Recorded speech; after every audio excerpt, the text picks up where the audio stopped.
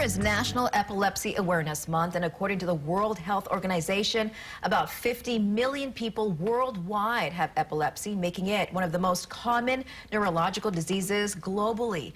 This morning on Ask a Specialist, we're learning more about epilepsy with Dr. Alan Stein, epileptologist at the Queen's Neuroscience Institute. Good morning. Welcome, doctor. Thanks for being here. Well, thank you for having me. First of all, what is epilepsy? Well, so epilepsy is a condition of having recurrent seizures, and a seizure is kind of like an electrical storm inside the brain.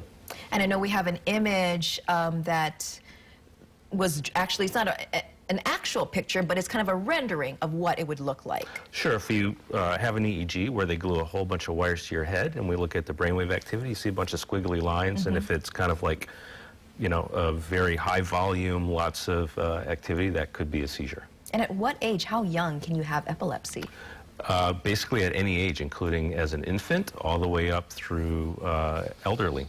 So meaning you could not have epilepsy, and then as an adult or even older, you can all of a sudden have epilepsy? Absolutely. It's a common kind of misconception that, you know, epilepsy is something that you have in kids and then, you know, may or may not grow out of, but even old people can develop epilepsy. So you can develop epilepsy at any age. And are there any special needs or things to look out for at special ages?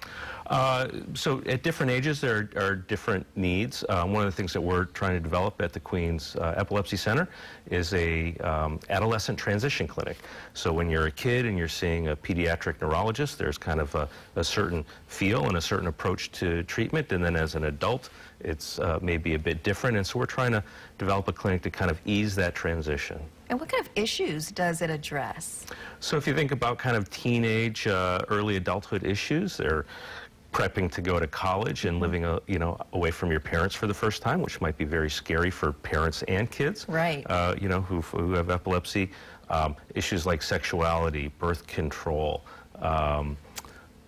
things like that. Driving too. I mean, if I was a parent, I would be frightened and hesitant to have my child drive by him or herself. That's absolutely true. And I'm actually on the medical advisory board of the DMV, so we kind of make these decisions about whether someone with, you know, seizures or other health problems can drive, and there are state laws about that. So that's one of the things that we definitely touch on in the adolescent clinic is what are the rules of the road, and are you allowed to drive, and would it be a good idea? And some kids I know have seizures at a young age and they're able to grow out of it. This is not the same as epilepsy? Oh, it is. So epilepsy, again, just means recurrent seizures. Now, there are certain conditions where people might have seizures that we don't call epilepsies. So, for instance, in young kids who have seizures with a high fever, we call that febrile convulsions, and that can happen several times, but we still don't call it epilepsy. But if you have recurrent seizures without like a significant trigger at the moment, then we call that epilepsy. And there are certain types that people definitely grow out of. And there's no cure for epilepsy? Right. It's kind of like diabetes, where you have to take medicine to keep it in control. Same thing with seizures, medicine to keep it in control unless you grow out of it.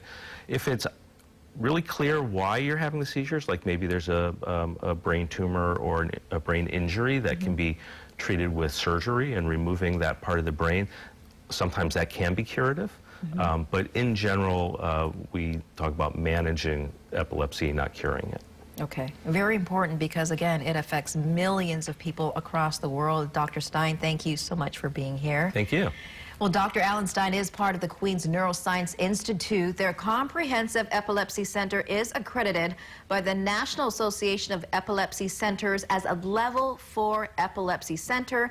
That means people here in Hawaii can receive the highest level medical and surgical evaluation and treatment for epilepsy right here at home. And here's some really good news for folks over on the west side. Dr. Stein and his colleague, Dr. Victoria Wong, both of whom currently see patients at Queen's Punch Bowl, they'll start seeing people at Queen's West Oahu, so you don't have to drive into town. To learn more about the center's services or to schedule an appointment, call 691-8866 or go online to our KHON2 website for a link to their website.